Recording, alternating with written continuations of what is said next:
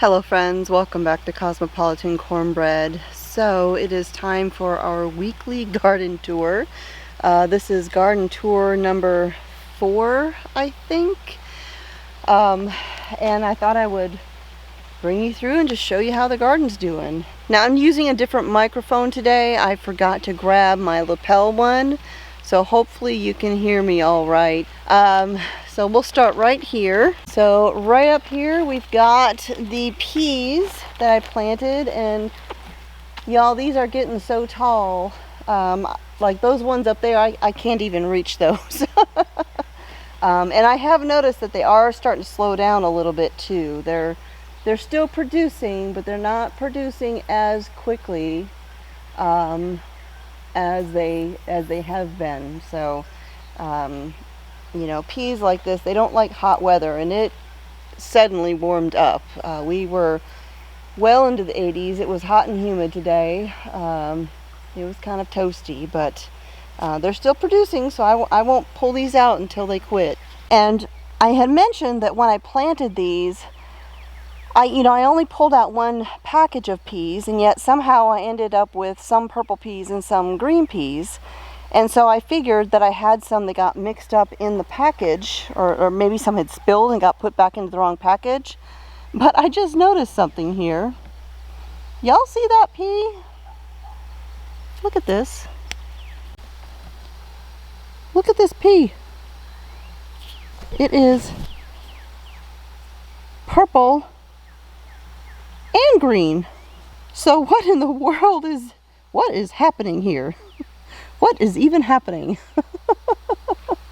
We've got the onions that I mentioned. Now I had kind of continued spooning away the soil to expose them, although one of them, I think this one got damaged somehow. So I don't know if I think that one's probably going to be toast. So I may as well just pull that one out here. But all of the rest look like they're doing pretty good. Well, that one don't look too good either. Both of those actually look like they got damaged. But the rest are doing good. it seems like. They're bulbing up. So hopefully I'll get some decent onions this year. I mean, already it's better than I've ever done. So that's a positive. Now we got a absolute ton of rain the past week. Just poured and poured and poured, and it's actually supposed to start raining again tomorrow, I think, actually. Again, you know, rain is good, but too much rain is not great because it washes all the nutrients out of the soil. But over here on the trellis, we do have the painted lady runner beans have started flowering. You can see there, got those bright coral colored blossoms. Got some up there. You know, I didn't get a ton of these. I didn't have very many of them left, so I planted what I had, and they didn't all germinate. Well, actually, I kind of was thinking about it. That gap that was there, I think it did germinate, but it seems to me there were some sow bugs, roly-polies, pill bugs. They like to eat seedlings, and I think that's what actually happened. All right, so this down here is actually a type of lavender. It's a variegated lavender, so I thought that was kind of neat. Hasn't flowered yet, but it was something I had picked up. I don't think I had shown that to y'all yet. We've got all sorts of tomato plants everywhere. At this point, you know, I'm not snipping off any more of the blossoms. I'm letting them all produce. Unless I see some fused blossoms, I will snap those off. But we're just going to let them do their thing now. One of these beautiful cosmos has opened up. These are so pretty. I think this was the candy cane cosmos. Love these things. Down there we've got the calendula is still flowering. We've got the queen lime zinnias are starting to open up. I have another one that's more fully opened. I'll show you that one when we get to it. But again, tomato plants are all looking good for the most part. I am seeing a little bit of bug damage here and there. We're getting a little bit of something, but you know, nothing that would make me want to bathe my garden in chemicals. Oh, we need to talk about this right here. So in my last video, I showed this plant, and I talked about this being hyssop, and I mentioned, you know, that I had never grown hyssop before, and this thing was getting humongous, and you know, what is this about hyssop? Is this something that I need to be concerned about? Is it one of those things that spreads and just takes over a garden bed? Well, I had someone comment that didn't look like it was hyssop. They thought it was something else. And I thought, not hyssop, but I know that's what the tag said. So I came out here, I took a photo of it, and I used my identification app for plants that I have. Yes, this is hyssop. It is a type of hyssop. There's different kinds of hyssop. But this one in particular, I learned, is a mint. And when I saw that, I saw the word mint, and I'm like, mint?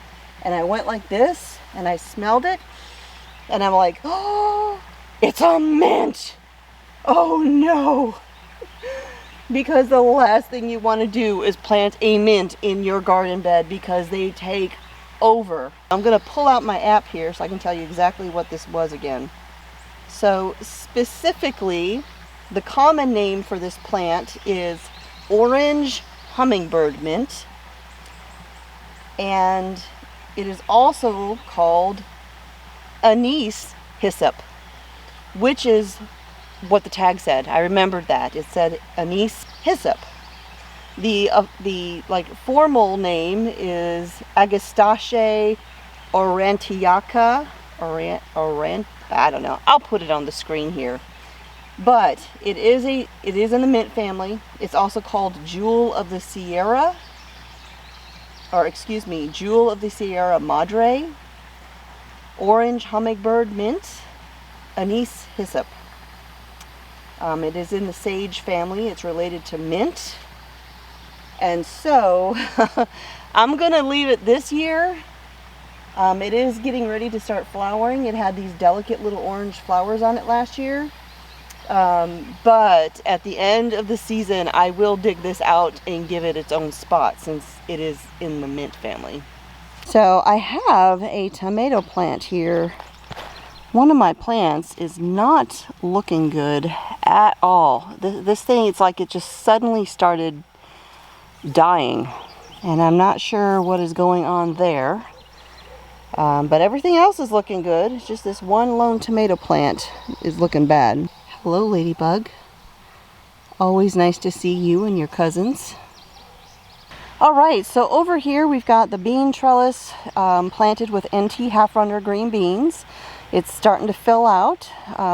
We are already getting the crazy rope twisting that happens here at the top, because it's run out of space to climb, so now it starts climbing itself. But I would expect we'll start seeing the first blossoms on these pretty soon, and it should start producing. But these are looking pretty good. Down here on the end is one of those queen lime zinnias that is opened up. So I love the color on this. It's got like a pale green on the ends of the petals, and then you got the pink, and then you got like the brighter green in there, and there's different variations within the type. So some are brighter, some are more green. They're just fun flowers. I love zinnias. Willow's flower bed is doing pretty well. We've got some mighty tall sunflowers happening over there. I believe those are some Mongolian giants that I had planted. At least a couple of those are. Let's see, over here we've got peppers. This watermelon plant has decided to go up the trellis, so I guess that's what that one's gonna do. Oh, Looky there. I see a baby watermelon. Oh, if the camera will focus, I see a baby watermelon. Yay! Now, in case y'all are wondering, you may have noticed that I've added these here and there throughout the garden.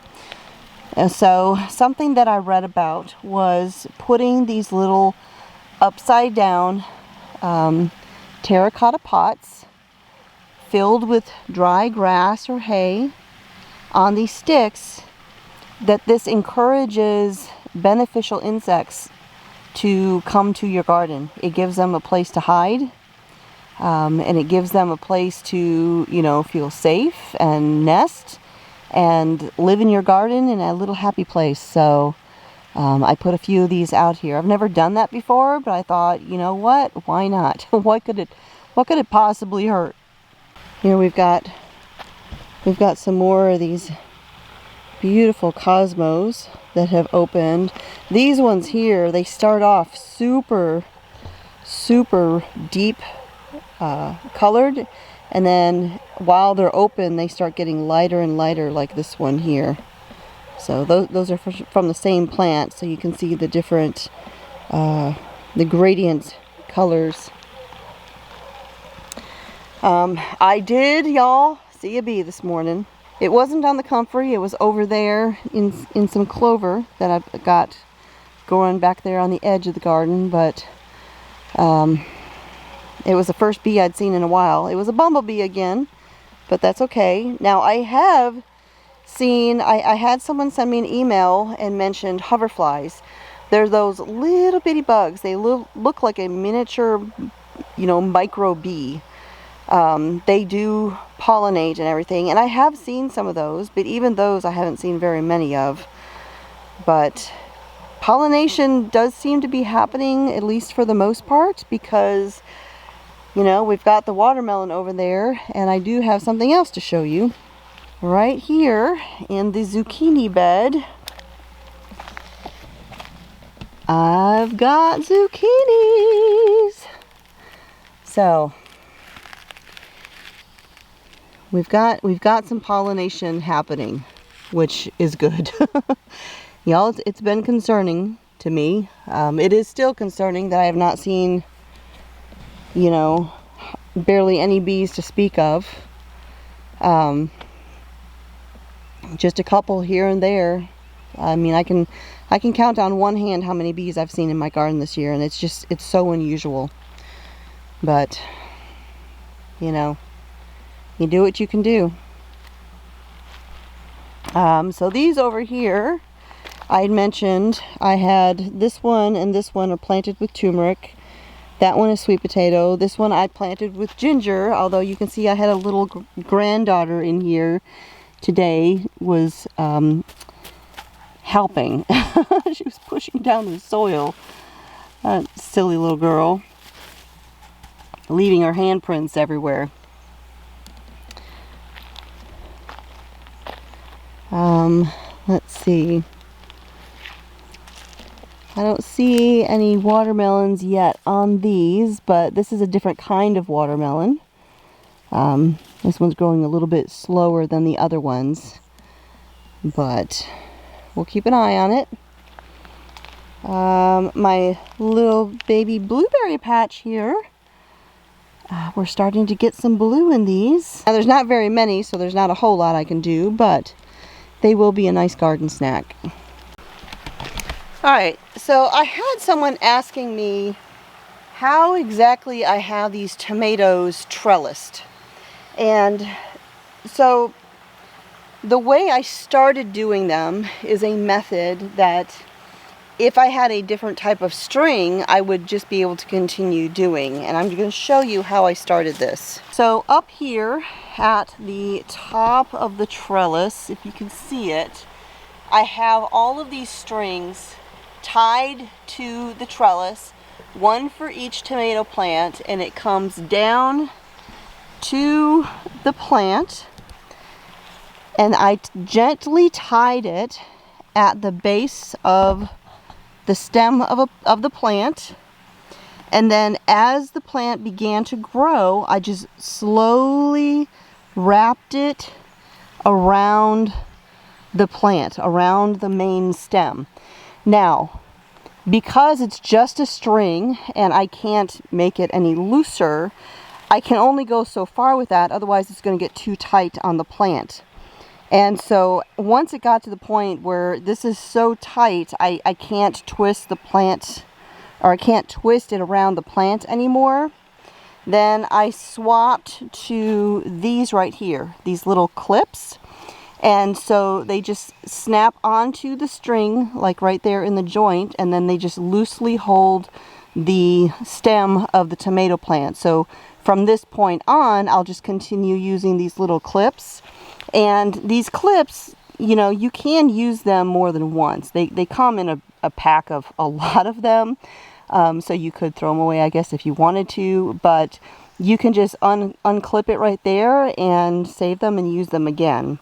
So you don't have a bunch of waste. But if I had a different type of string, they actually make these spools that clip to the top, and then as this string gets tighter and tighter, as the plant continues to grow, you can actually loosen the spool and just continue using the string. But I didn't have those spools, I just had the twine. And so I started with the wrap method again until I ran out of string, basically, and then swapped over to the clips. But that is how I have been trellising them.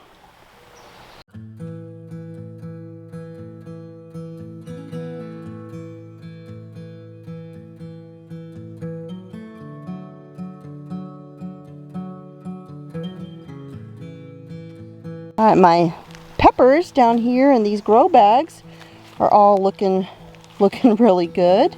I mean, you can still see the residual hail damage from that storm we had, but otherwise the plants are looking pretty healthy. My grapes over here, the little buds have opened, so we've gotten the little blossoms, the little bitty blossoms that would eventually turn into grapes. I mean, it starts off looking like a bunch of grapes, but these are just the blossoms that will turn into grapes. So these are like, you know, baby grapes. Grape potential, I should say. So we've gotten the little blossoms opening up. So I don't know, if they germinate, maybe we will get some grapes this year. I have no idea. That would be surprising to me to get grapes the first year I planted these, but maybe. So my bee balm that I planted here, now this is that domestic bee balm. It has started to open. And so now you can look at this and use your imagination, and you'll see exactly why I say this looks like Muppets. It reminds me of Animal. Or, you know, they're cute. They look like Muppets to me. So those have started opening up. Such a bright and cheerful flower. Oh, and I mentioned this flowering plant right here. Now it hasn't made the flowers yet. It's still a little bit early for this one, but I had planted this and I could not for the life of me remember what this was. But it's called Bluebeard, a Bluebeard flower, but it's also known as Caryopteris incana, but Bluebeard is its more common name. All right, now I'm losing light. The sun is past the mountain over there, and it's going to be getting dark here real quick, but I want to take you out of the garden and show you one other thing real quick. All right, so right here is what I wanted to show you. All right, so this is the other thing that I wanted to show you. You can't even see the top of it because it's like, gosh, 5 feet above my head, 4 or 5 feet above my head. The tallest ones there.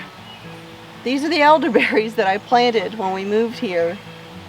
They are covered in great big heads of elderberry flowers. These things are just going crazy over here. You can see how big these are. Just doing fantastic. Go up the hill a little bit so you can kind of see, but they are absolutely huge. I had planted them in this little kind of stone flower bed, sort of, kind of. I don't even know what you would call it. It's like a little wall, rock wall area, kind of like a half circle, and there is a rose bush in there, and it's still there. And there's a crepe myrtle in there somewhere under all the elderberries. But I thought this would be a great place to throw a few elderberries, and they clearly love this spot. I mean, seriously, that one up there is at least 10 feet tall right there. It is humongous, the one there in the center. But they're absolutely thriving here. So that is it for today, friends. This is, I know, kind of a quicker garden tour. Oh, actually, I got one more thing to show you before I wrap this up. So right over here, we've got our smoker. We have kind of a little cooking area. And right here on the hill, there was all sorts of like irises and just different things planted. But I never even noticed until this year that one of the things that's planted here is this. Y'all, it's garlic. I've got garlic growing on the hillside here. Now these ones are looking a little bit rough. So I don't know that I could even harvest these. I'm just going to leave them though. Let them go to seed and produce some more. Because right over here is where it all came from. This stone bed was here when we moved in. Honestly, I've never done a thing with this. I've just completely ignored it since we've moved in. But one of the things that is growing there in the middle, you can see some asparagus, but you also see garlic. Lots of garlic. And I think it's actually too late to harvest this garlic. Maybe not. I mean, I don't know. I might come out here this week and see if I can dig a couple of these up and just see. But these were here last year and the year before as well. Yeah, so it either self-seeded or something along those lines. But I mean, I know it looks absolutely terrible right now. It's taken a beating from some storms. The chickens have been in here scratching away, but they've gone to flower. And yeah, we've got garlic growing in here. So I think next year I'll protect this area, put like a little fence around here to keep the chickens out, and actually fertilize this and do a little maintenance with this bed and see if we get some that we can actually harvest. Wouldn't that be nice? Alright friends, so that is it for today. Thank you for joining me out here for kind of a quick garden tour and then showing you a few other things that we've got going on here, like these amazing elderberries. And y'all, I got my original elderberry plants from Stark Brothers.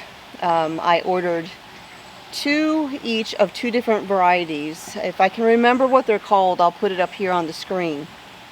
But I had planted them in Alabama in our garden. They were doing amazing, and the elderberries did give us little baby elderberry plants that were shooting up all around. And when it came time for us to move, I went and dug up some of those little baby elderberry plants and brought them with me. And as you can see, they are doing beautifully.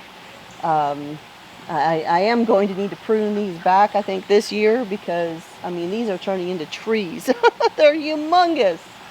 And I want them to stay doing well and thriving and everything here. So Stark Brothers, definitely a great place to get some elderberry starts if you don't have elderberry growing in your area. Now, I can drive around and I can see elderberry growing all over the place, alongside roads generally. So, you know, you can decide whether you want to harvest things along a road or not. But it does grow wild here in Arkansas. It does grow wild in a lot of places.